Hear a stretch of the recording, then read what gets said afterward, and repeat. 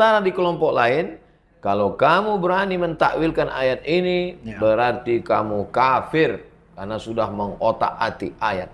Jadi jamaah kita yang sudah lelah di kantor, capek di jalan, masalah keluarga, ke masjid mau cari ketenangan, justru ketemu dengan begini, pusing, confused, error, kasihan kita. Maka kami mau minta penjelasan dari pakar bidang akidah Ustadz Amri Fatmi. Bagaimana memahami ayat ini, Ustadz? Baik.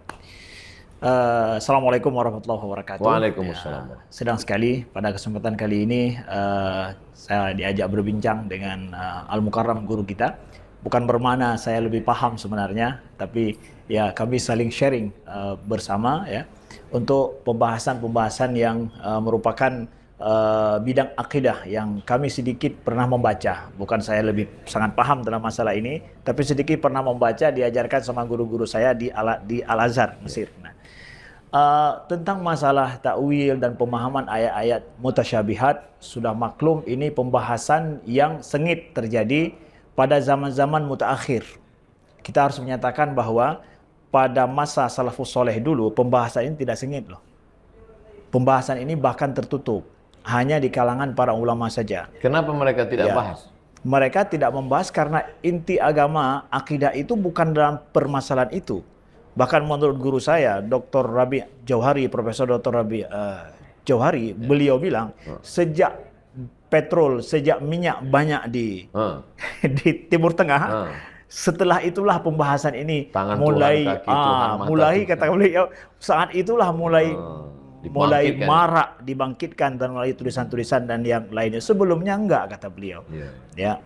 Jadi kita ingin memahami bahwa pada dasarnya agama itu tidak diutus untuk ataupun pembahasan akidah, bukan ini pembahasan intinya. Pembahasan banyak lagi ayat-ayat yang muhkam di sana yang kita sebenarnya sepakat dan tidak perlu ada ikhtilaf dan perdebatan. Lalu kemudian kita sampaikan bahwa bagaimana Imam Al-Ghazali rahimahullah ta'ala dalam kitab Iqtisad fil I'tiqad, beliau menyebutkan bahwa ayat-ayat yang muhamah li tashbih seperti ini, itu mauqifnya ada dua. Yang pertama adalah untuk orang awam. Orang awam nggak boleh dibahas permasalahan ini. Bahkan kita sampaikan di depan umum masalah-masalah seperti itu tidak boleh, kata beliau. Yang benarnya adalah itu yang disampaikan oleh Imam Malik bahwa al-iman bihi wajib. Wal kaif wal kaif tentang masalah itu adalah majhul, ya. Dan soal anhu bid'ah. Nah, jadi itu yang harus kita jawab. Orang-orang awam nggak boleh mempertanyakan ini. Sedangkan selanjutnya para ulama segmen yang kedua itu boleh membahas permasalahan dalam lingkup mereka. Jadi kita sayangkan sebenarnya kalau memang mereka yang mengatakan ini adalah mauqif para salaf. Salaf itu nggak mempertanyakan, nggak membahas ini apalagi di depan umum. Tapi karena maraknya pembahasan ini, maka para ulama sesuai dengan kondisi yang ada, maka kita perlu juga membahas permasalahan ini, bagaimana menyikapi permasalahan ini. Nuktah yang pertama, poin pertama ingin kita perjelas. Ya, para salaf tidak memperbincangkan banyak permasalahan ini sebenarnya. Ya, jadi bagaimana itu para ulama membahas tentang ayat-ayat yang seperti ini, ayat-ayat yang mutasyabihat. Pertama, ayat mutasyabihat itu sendiri kalau kita ingin ketahui makna mutasyabihat itu apa sih? Ya, itu juga perbincangan para ulama. Mutasyabihat itu apa yang dimaksud? Ada perbedaan pendapat di situ. Tapi saya ingin merujuk kepada guru kami, Profesor Dr. Ibrahim Khalifah, rahimahullah taala. Itu doktor pakar di bidang tafsir, guru besar. Banyak rujukan masalah tafsir tentang masalah ilmu akidah itu kembali kepada beliau. Beliau menuliskan tentang apa makna daripada mutasyabihat dan muhkam itu apaan, ya. Beliau sampaikan kepada kami dalam tulisan beliau juga dalam muhadarah beliau bahwa suatu kata dalam bahasa Arab itu ada dua kategori. Yang pertama adalah dia itu enggak memiliki makna lain kecuali makna itu saja. Satu makna, enggak ada yang lain. Itu namanya berarti nas. Berarti kata itu nas. Yang kedua, itu adalah kemungkinan memiliki makna lain. Kategori yang kedua. Nah, kategori yang kedua ini mungkin ada makna lain, maka ada tiga kemungkinan. Kemungkinan yang pertama, makna yang lebih kuat. Kita pahami dari kata itu ada makna yang paling kuat daripada makna-makna itu. Maka makna yang paling kuat ini yang namanya yang dimaksud dari kata ini, makna yang paling kuat itu namanya zahir. Yang kedua, makna yang tidak kuat, Ya. lemah. Ya, itu namanya makna muawwal. Takwil. Muawwal. Yang ketiga itu makna yang sama-sama kuat. Jadi semua makna yang ada itu sama-sama kuat. Namanya itu mustarak. Makna-makna yang sama kuat ini ada beberapa makna itu diistilahkan dengan mujmal. Nah, jadi kalau begitu yang dimaksud dengan mutasyabihat itu yang mana? Yang muhkam itu yang mana? Kata beliau, yang muhkam itu adalah nas tadi. Jelas-jelas satu makna. Yang kedua adalah makna zahir dalam satu kata, ya, itu yang dimaksud dengan muhkam. Makna zahir, mana yang kuat. Sedangkan yang mutasyabihat itu masuk dalam kategori mujmal tadi, ya, dengan muawwal. Nah, jadi itu makna mutasyabihat. Ya, kalau ingin kita mempertanyakan mutasyabihat itu apa? Kalau ada dalam Al-Quran makna yang dia itu muawwal, ya, atau lebih lemah daripada makna zahir, begitu juga dia ada sifatnya adalah mujmal, sama-sama kuat semuanya. Yang mana yang akan kita pilih? Nah, inilah nanti yang masuk dalam kategori mutasyabihat menurut beliau. Jadi dalam bingkai inilah kita bicara ayat-ayat yang mutasyabihat dengan definisi yang disampaikan ini, begitu. Nah, lalu kita lihat pada sebenarnya mawaqif para ulama, sikap-sikap para ulama dari semua mazhab dalam memahami ayat-ayat mutasyabihat seperti yang Maulana sebutkan tadi itu, ya. Itu kalau kita lihat dari awal sampai akhir itu ada 4 mauqif semuanya. 4 sikap para ulama. Kalau boleh kita katakan para ulama atau para sekte-sekte lah, pemikir-pemikir dalam dunia Islam, kelompok-kelompok dalam hal ini. Yang pertama adalah tafwid. Serahkan pada Allah. Tafwid ini bermakna adalah mengetahui bahwa itu kita beriman sesungguhnya itu berasal daripada Allah dan wajib kita mengimaninya, tapi ada sifat di belakang daripada itu, tapi hanya Allah yang tahu. Yadullah, tangan Allah, kita percaya bahwa ayat ini turun dari Allah, tapi makna wajib kita imani, tapi hakikatnya mana pulangan kepada Allah, bahkan tidak kita terjemahkan. Tidak diterjemahkan. Ya. Yadullah saja. Iqra'uha kama ja'at. Ya, baca dia sebagaimana adanya. Maknanya itu serahkan kepada Allah Subhanahu wa taala. Nah, sikap ini itu tidak diterima oleh sebahagian orang nanti karena dianggap ini bukan sikap salaf. Ya. Tapi kita katakan, ya, para ulama kita di Al-Azhar mengatakan justru ini adalah sikap para salafus saleh yang paling otentik. Ya, paling otentik, ya. Bahwa mereka mengimani, dan tentu mereka dengan hati mereka yang baik, hati mereka yang yang tidak ada buruk sangka pada Allah atau macam-macam ada penyakit dalam diri mereka, dan mereka mengimaninya. Ketika mereka mentafwidkan maknanya kepada Allah Subhanahu wa taala, bahwa itu adalah hakikat iman yang sebenarnya. Siapa yang tahu sifat Allah kecuali daripada Allah? Siapa yang lebih tahu tentang zatnya kecuali hanya Allah Subhanahu wa taala? Itu husnuzon kepada Allah, bukan justru buruk sangka ataupun maaf cakap, ada yang mengatakan itu suatu sifat jahal. Mampu nak dia orang jangan berpindah ganda. Mana-mana rumah kebajikan pun, kalau kita tak ada aset dia nak buat lebih. Ya, tidaklah. Kalau orang beriman mesti mengetahui dulu baru beriman. Nah, itu tafwid yang pertama. Dan kita dapatkan Imam Syafi'i rahimahullahu taala, beliau mengatakan amantu billah wa bima jaa anillah wa ala muradillah. Wa amantu bi Rasulillah wa bima jaa an Rasulillah ala muradi Rasulillah. Sesuai menurut kemauan. Iya, ala muradillah. Bukan karena kita. Ya, saya tidak mengada-ngada kata-kata ini. Itu dihafal oleh semua orang nih. Dalam Lum'atul I'tiqad, karangan kitab Ibnu Rajab Al-Hambali, beliau sebutkan kata-kata Imam Syafi'i ini.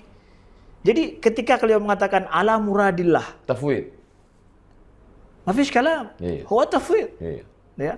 Imam Syafi'i, siapa aja yang mengatakan kita harus beriman sesuai dengan i'tiqad Imam Syafi'i? Inilah etikat manusia. Tafwid. Ya.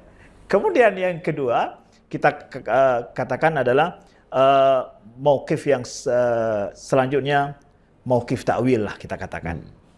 Mauqif ta'wil ini adalah sarful lafz an ma'na zahir.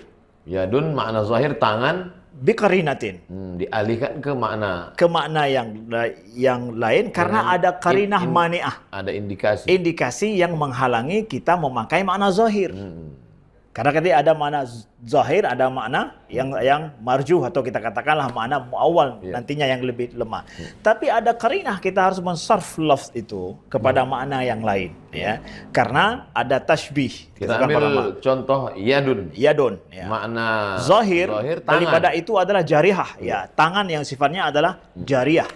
Anggota tubuh, fisik. Jarihah, fisik. Nah, itu dipahami oleh semua orang loh. Yadun itu betul-betul makna zahir. Kalau sudah disebut tangan, yang terbayang adalah terbayang tangan. itu, tidak ada lain. Zahirnya itu. Jadi dialihkan makna itu kepada makna lain dalam makna kata itu juga. Bukan buat sembarangan. Jadi ada kaidah lugawiyah yang dipakai para ulama.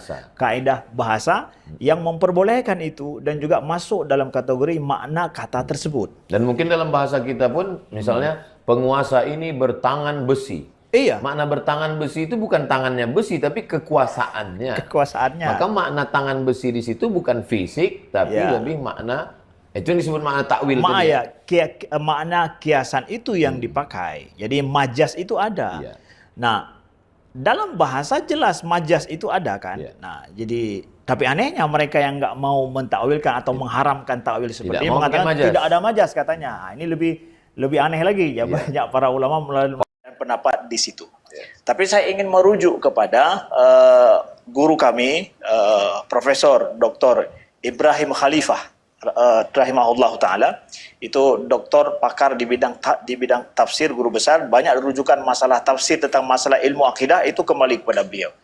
Beliau menuliskan tentang apa makna daripada mutasyabihat dan muhkam itu apaan. Beliau sampaikan kepada kami dalam tulisan beliau juga dalam muhadarah beliau bahwa suatu kata dalam bahasa Arab itu ada dua kategori. Yang pertama adalah dia itu enggak memiliki makna lain kecuali makna itu saja. Satu makna. Satu makna, enggak ada yang lain. Itu namanya berarti nas. Berarti kata itu nas. Yang kedua, itu adalah kemungkinan memiliki makna lain. Kategori yang kedua. Nah, kategori yang kedua ini mungkin ada makna lain, maka ada tiga kemungkinan. Kemungkinan yang pertama, makna yang lebih kuat. Kita pahami dari kata itu ada makna yang paling kuat daripada makna-makna itu. Maka makna yang paling kuat ini namanya yang dimaksud dari kata ini, makna yang paling kuat itu namanya zahir. Yang kedua, makna yang tidak kuat, lemah. Ya, itu namanya makna muawwal. Takwil.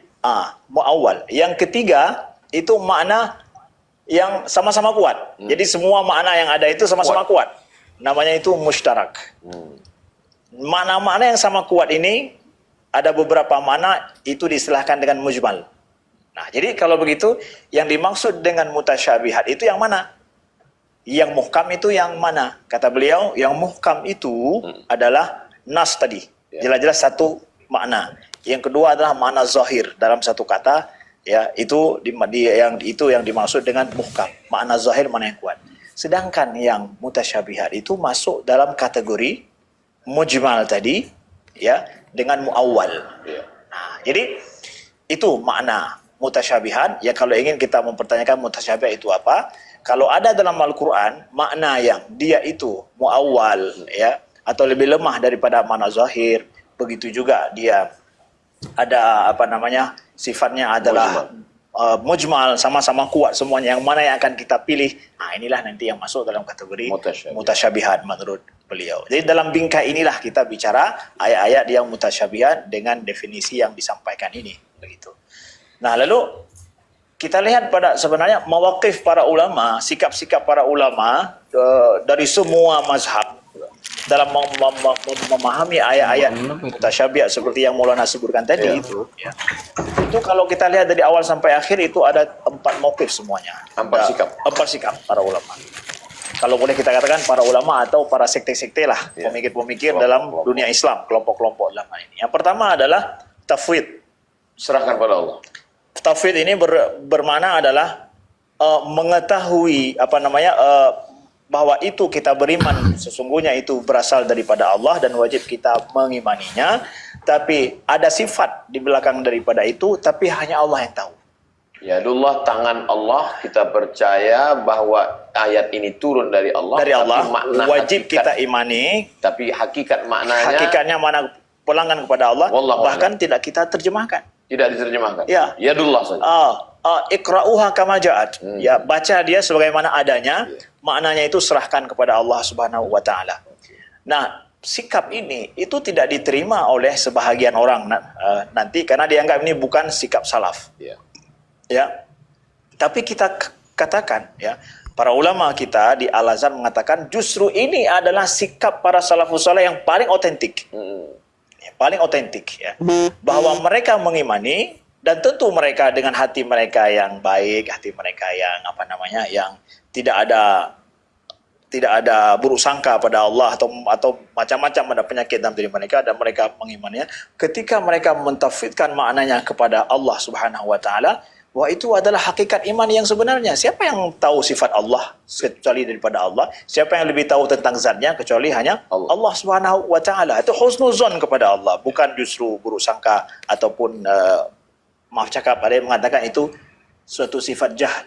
Ya, tidaklah. Kalau orang beriman mesti mengetahui dulu baru beriman. Nah, itu tafwid yang pertama. Dan kita dapatkan Imam Syafi'i rahimahullahu taala, beliau mengatakan amantu billah wa bima jaa anillah wa ala muradillah. Wa bima jaa anillah wa bima jaa an Rasulillah ala muradi Rasulillah. Sesuai menurut kemauan. Iya, ala muradillah. Bukan karena kita. Ya, saya tidak mengada-ngada kata-kata ini. Itu dihafal oleh semua orang nih. Dalam Lum'atul I'tiqad, karangan kitab Ibnu Rajab Al-Hambali, beliau sebutkan kata-kata Imam Syafi'i ini. Jadi ketika beliau mengatakan ala muradillah, Tafwid. mafish kalam. Huwa tafwid. Ya. Imam Syafi'i, siapa aja yang mengatakan kita harus beriman sesuai dengan i'tiqad Imam Syafi'i? Inilah etikat Ini i'tiqad Imam Syafi'i, tafwid. Ya. Kemudian yang kedua kita katakan adalah mauqif yang selanjutnya, mauqif ta'wil lah kita katakan. Mauqif ta'wil ini adalah sarful lafz an ma'na zahir, Yadun makna zahir tangan, biqarinatin, dialihkan ke makna yang lain karena ada qarinah mani'ah, ada indikasi yang menghalangi kita memakai makna zahir. Karena ketika ada makna zahir, ada makna yang marjuh atau kita katakanlah makna muawwal nantinya yang lebih lemah. Tapi ada qarinah, kita harus mensarf lafz itu kepada makna yang lain ya. Karena ada tashbih. Kita ambil contoh yadun. Ya. Makna zahir tangan. daripada itu adalah jarihah ya, tangan yang sifatnya adalah jariyah. Ya. Anggota tubuh, fisik. Jarihah, fisik. Ya. Nah, itu dipahami oleh semua orang loh. Ya. Yadun itu betul-betul makna zahir. Kalau sudah disebut tangan, yang terbayang adalah terbayang tangan. itu, tidak ada lain. Zahirnya itu. Jadi dialihkan makna itu kepada makna lain dalam makna kata itu juga. Bukan buat sembarangan. Jadi ada kaidah lugawiyah yang dipakai para ulama. Kaidah bahasa yang memperbolehkan itu dan juga masuk dalam kategori makna kata tersebut. Dan mungkin dalam bahasa kita pun, misalnya penguasa ini bertangan besi. Iya. Makna bertangan besi itu bukan tangannya besi, tapi kekuasaannya. Maka makna tangan besi di situ bukan fisik, tapi lebih makna, itu yang disebut makna takwil. Makna kiasan itu yang dipakai. Jadi majas itu ada. Ya. Nah, dalam bahasa jelas majas itu ada kan. Ya. Nah, jadi tapi anehnya mereka yang nggak mau mentakwilkan atau mengharapkan takwil seperti ini mengatakan tidak ada majas katanya. Nah, ini lebih aneh lagi ya. Banyak para ulama pahami saja menurut makna hakikinya. Makna hakikinya, tangan zahirnya adalah fisik, anggota tubuh, tangan. Betul. Nah, jadi makna takwil ini. Nah, kita perlu pahami makna takwil ini dipakai kedua-dua metode tafwid tadi dengan metode takwil itu dipakai sebagai metode Ahlus Sunnah wal Jamaah dalam berinteraksi dengan ayat-ayat yang seperti ini. Sebagaimana kata Imam Laqani rahimahullah, kullu nassin awhama tashbiha awilhu aw fawwidhu warum tanziha. Setiap nas, kata-kata dalam ayat hadis yang di dalamnya mengandung tashbih ya, awilhu, takwilkan atau tafwidkan ya, dan niatkan itu adalah penyucian kepada Allah Subhanahu wa taala. Jadi kedua-dua ini adalah mauqif Ahlus Sunnah wal Jamaah al-Asy'ariyah. Jangan bilang bahwa mauqif Ahlus Sunnah hanya takwil saja. Enggak, di sana ada tafwid lagi. Tafwid dan takwil. Cuma kapan takwil dipakai? Ya. Jadi sesuai dengan guru kami di Al-Azhar menyampaikan bahwa takwil ini dipakai itu ibaratkan obat. Ya. Ketika ada penyakit. Ketika ada penyakit, kalau nggak ada penyakit tidak diminum obat. Ya. Kalau maraknya di suatu masa kondisi mereka memahami sifat Allah atau ayat itu dengan tashbih, Ya. penyerupaan, maka takwil itu dipakai. Sebab Nampaknya itulah zaman sekarang pakai takwil. Karena ramai menyerupakan Allah dengan makhluk. Nauzubillah, fisik. boleh jadi itu di suatu tempat, tapi di masyarakat kampung yang mereka Tidak masih mengerti. tidak mengerti masalah ini, apalagi nggak pernah dengar video-video tentang Iya. Tiba-tiba ustaz-ustaz yang ngomong iya, tentang masalah tiba-tiba tasbih, pengajian langsung tiba-tiba bahas bahas masalah ta'wil, ya tidak cocok lah, tidak layak masalah itu. Nah, jadi ini juga yang disampaikan oleh Ibnu Jauzi dalam kitab beliau Daf'ut Tashbih, bahwa ta'wil itu ibaratkan obat, dipakai hanya ketika sakit saja. Kalau tidak sakit tidak dipakai. Tapi sesuai dengan kaidah dengan rujukan ilmunya juga, ada juga sebagian para ulama yang mengatakan bahwa memang takwil dikedepankan, ada juga. Itu juga di kalangan para ulama Asy'ariyah. Di Al-Azhar saya melihat guru-guru saya itu banyak menyampaikan tafwid pertama, takwil yang kedua ketika ada permasalahan itu diperlukan saja. Nah, ini dua-duanya itu adalah mauqif Ahlussunnah, sikap Ahlussunnah. Bukan tafwid saja, bukan takwil saja, kedua-duanya dipakai.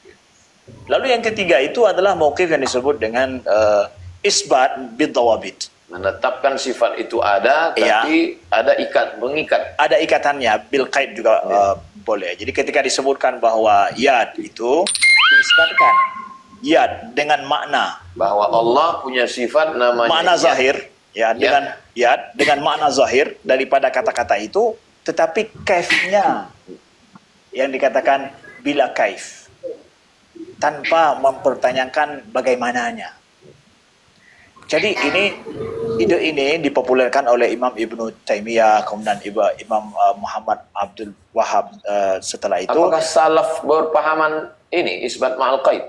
Mereka mengatakan bahwa salaf seperti ini. Kenyataannya? Kenyataannya kalau kita lihat kepada tafwid tadi yang disebutkan para ulama, salaf lebih jelas kepada tafwid daripada isbat bil ma'al qaid ini, atau qaid. bukan isbat bitawabid ini. Jadi kalau begitu mereka membuat satu